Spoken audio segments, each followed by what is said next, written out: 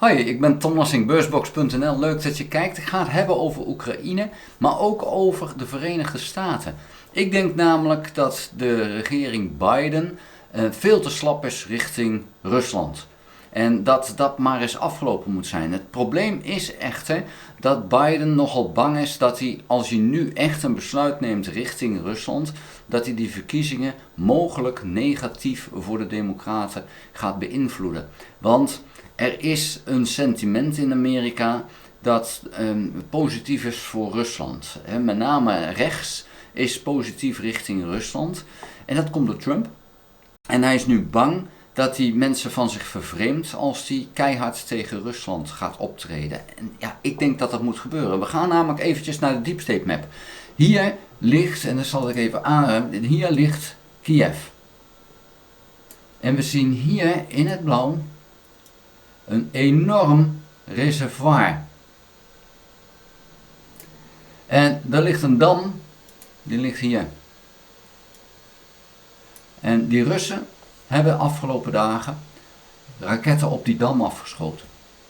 Als die dam zou breken, en dat lukt niet zomaar, maar ja, waarom zou je erop schieten als je dat niet wil proberen? Als die dam zou breken, dan zou de stad Kiev een enorme dreun krijgen, want dan komt al dat water wat er hier in dat reservoir zit, komt los. En ja, dat gaat een gigantische bende geven in Kiev en in Oekraïne. Moet je, mag je, kan je Rusland toestaan om zo'n ramp te laten gebeuren? Moet je niet stellen als Amerika zijnde van, ho, wacht even, dat is onze rode lijn. Poetin heeft heel veel rode lijnen aangegeven. Van, dit kan niet, dat kan niet. Maar als je toch deze dam laat breken, om dan de civiele bevolking met name te gaan raken, om daar misschien wel honderdduizenden mensen dakloos te maken. Als je dat laat doen, is dat niet een stap te ver? Moet Amerika nu niet tegen Rusland zeggen van, ho, wacht even Rusland. Als jij dat doet, dan geven wij Oekraïne toestemming om wat ze ook van ons hebben gekregen, om waar dan ook maar in Rusland te gebruiken. En kom er dan ook mee, op het moment dat er nog een raket naar die dam toe gaat, direct, oké, ja, het mag los. En dan de eerste keer voor een week. En als dat nog een keer gebeurt, dan is het gewoon helemaal standaard. Je mag volledig los met alle wapens die je hebt gekregen. Waarom is Amerika zo slap?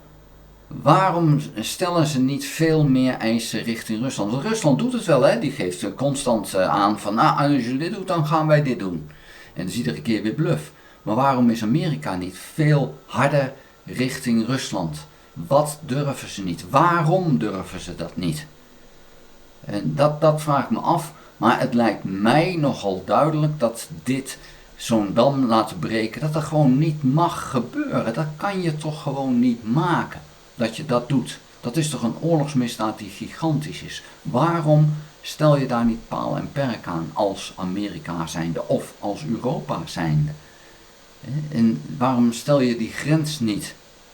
Ja, misschien doen ze dat wel diplomatiek, maar dan helpt het niet. Want die dam is aangevallen. Dus misschien moet je wat meer naar de openheid toe. Van dit gaan wij nu stellen. Ja, ik vind het een slappe hap van het Westen. Het Westen is nog steeds veel te bang voor Rusland. En natuurlijk, ja, Rusland heeft kernwapens. Ja, dat is zo. Maar die Russen die willen die kernwapens net zo min gebruiken als dat wij ze willen gebruiken. Want als je kernwapens gebruikt, dan is maar de vraag wat er van de wereld overblijft. Dus dat is het niet waard.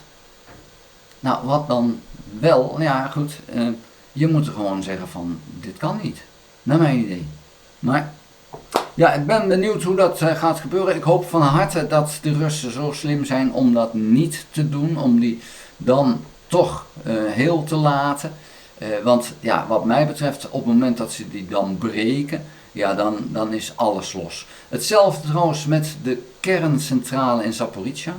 De Russen hebben een hele tijd gedacht van, ja, we kunnen wel een beetje mee spelen.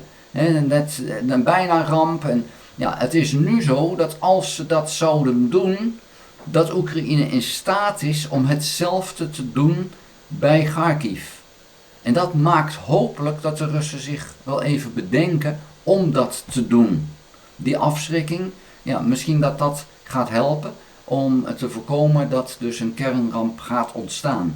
Blijkbaar is dat de enige manier om Rusland te bewegen om dingen niet te doen. En daar zullen we gewoon veel harder in moeten zijn. En Oekraïne zal dat waarschijnlijk ook wel worden, want die haat in Oekraïne is groot genoeg. Maar in Europa en Amerika, waar het toch allemaal vandaan moet komen om Oekraïne te helpen, daar is men nog steeds vreselijk bang voor de Russische beer. En ik denk dat Oekraïne heeft bewezen dat dat onterecht is.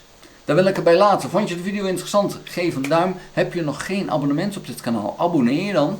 Druk dan ook op het belletje. Dan krijg je notificatie als ik een volgende video gemaakt heb. Ga ook naar www.beursbox.nl. Schrijf daarin op de gratis nieuwsbrief. En kijk in de beschrijving van deze video naar de links die daar staan. Onder andere om aan Oekraïne te doneren. Dank voor het kijken. Houdoe!